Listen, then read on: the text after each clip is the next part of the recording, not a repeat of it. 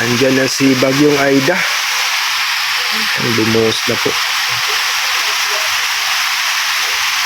Signal number 1 dito sa Camarines Norte.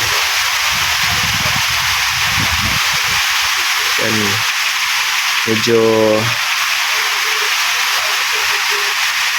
Medyo ano na,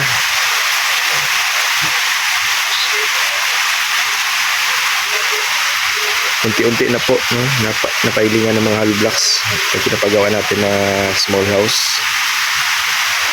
Buti na lang hindi pa masyadong mataas yung piling, no? Pag maulan kasi, pag mataas na, lalo na pag may malakas na hangin, baka bumagsak at hindi din makapagtrabaho yung mga karpentero kasi nga hindi makapag-file, no? Kapag piling ng mga hollow blocks, baka mag-collapse ba.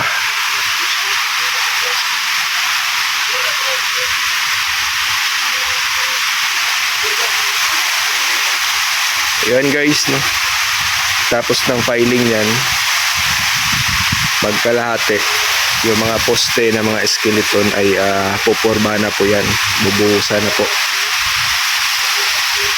para makapagpatuloy po sila ng file, no?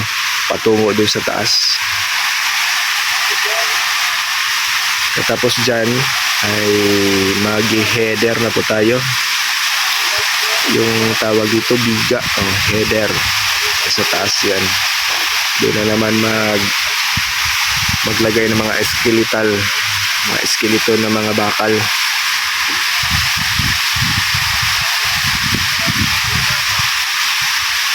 Para mabuhusan. Pagtapos ng buhos niyan ng mga skeleton na mga bakal dun sa taas, yung header, yan, proceed na po tayo sa pag-roofing.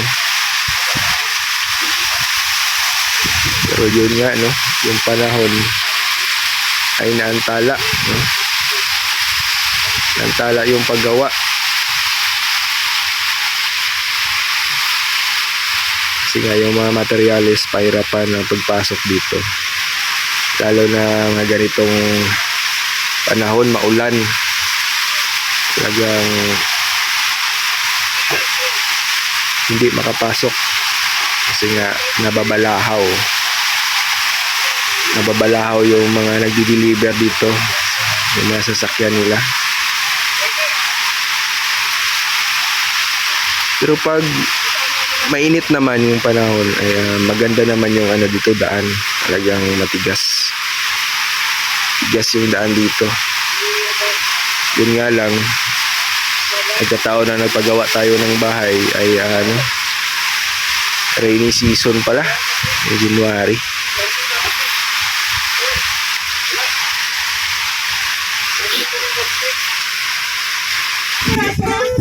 Mga kalinga, parang kailan lang ay binisita tayo ni Bagyong Ada. Kanina lang ay tumigil na po yung ulan, no? At pinagbigyan tayo ng mga karpentero para pumasok sila half day.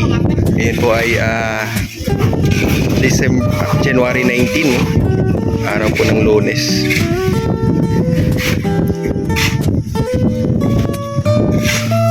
May mga materyales naman dyan sa labas.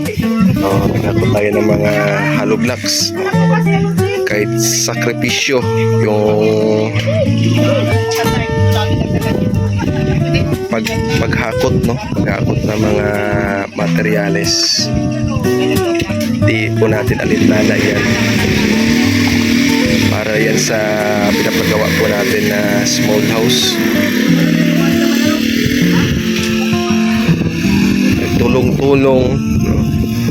Tulong po tayo. At mabuti naman itong mga karpentero natin ay talagang may pusong warrior na siguro ito. Talagang tinutulungan din tayo, no, na sa paggawa ng pinapagawa natin na bahay natin. So ito na po yung update. umaangat na po, no? Umaangat na po yung pagpa-filing ng mga hollow blocks. So ayan po, at kitang-kita na po. Ito na po yung terrace. Laki-laki din pala yung terrace. Di naman masyadong maliit. Di naman siguro masyadong malaki ito. Katamtaman lang po, no? Sakto lang, katamtaman.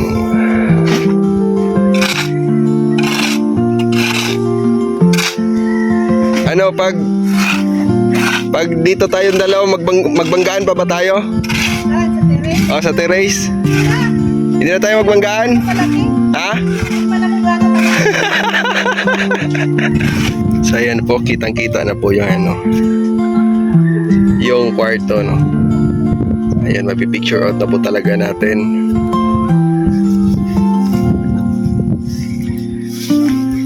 Hindi masyadong ano, mahaba, no? Mahaba yung kwarto. Isa lang yung pinapagawa ni ano, ni Engineer Ria. Pero grabe naman yung kwarto na yan. Isa, pero ang ano, ang haba. Oh, malaki. Parehaba, no?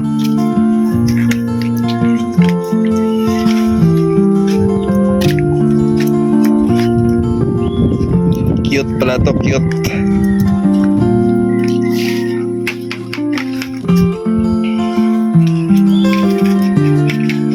Dito na side, oh, kitang-kita na talaga yung haba ng kwarto. So hanggang dito yung flooring. Oh, ito na po yung flooring. Tatlong patong na hollow blocks.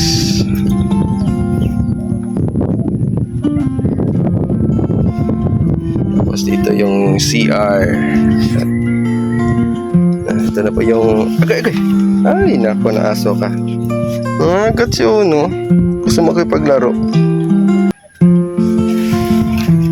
Pinto.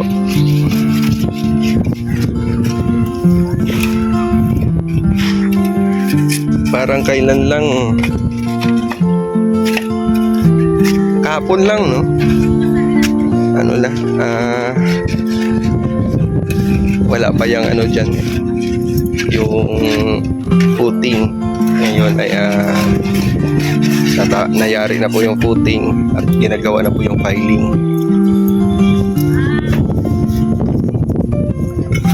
Siguro kung hindi bumisita si Bagyong Aida dito, mataas na yan. Kalahating araw na ano lang nga, umangat na. Sana tuloy-tuloy na po yung ano, yung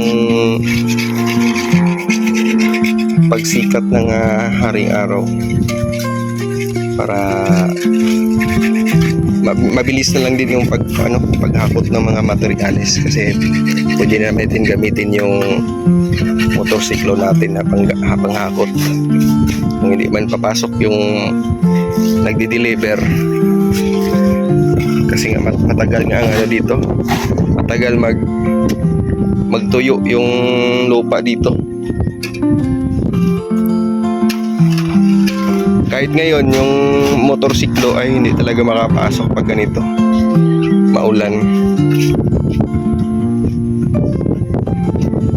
Kaya tuloy pa rin kahit sakripisyo yung paghakot ng mga materyales. Yan, magtiis lang at may darating din na ano, may darating na liwanag pagkatapos ng unos.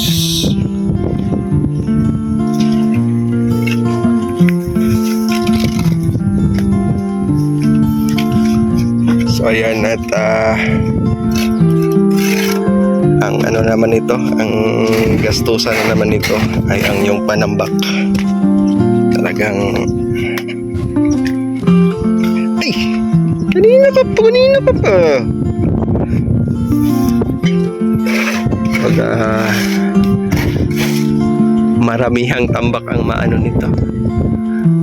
Yan nga nun, nililevel po natin sa ano, sa daan nga kasi di pa fully develop ang area dito. Siguro may mga pababago siguro sa daan dito pagdating ng panahon. Pero sobrang thankful kami, no? Sa lote, no? Sa kay Ate Ethel, shout out kay Ate Ethel. Sa Balote. Yan po at tatayuan na po natin ng munting bahay na pinapangarap namin. Siyempre sa mga tumulong sa panimula, mga materyales, malaking tulong po yan sa amin talaga. Kay Mami Inday, no, talagang sobrang thankful kami. Kasi kung wala ka din pang pabayad ng mga karpentero, mahirap din, no?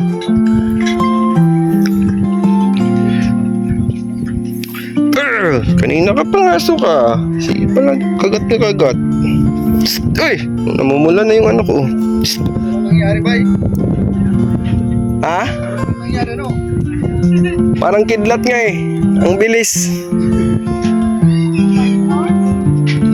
Oo. Update pa kanina. Yan. Binisita tayo ni ni Bagyong Ada. Yung buntot na lang natira. Oo. Nakisingit pa kaninang umaga.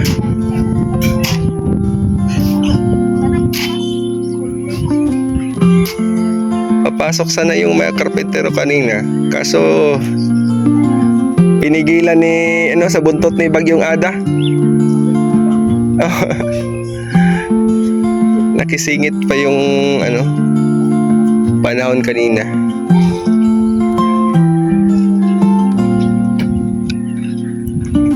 So yan guys, no, tuloy-tuloy na po ito. Tuloy-tuloy na sa pag-angat yung mga pagpapiling ng hollow blocks. Ano na naman ito? Matakaw na to sa semento. Paubos na din yung semento natin dyan. Mag-order na natin. Ano itong aso na to? Ikaw talaga. Psst. Ay, tumigil ka. Mararabis ako sa'yo. Gusto niya kasing may kalaro ay. Ito si Uno na to. Yan o. Ikakamot-kamot dyan sa lupa.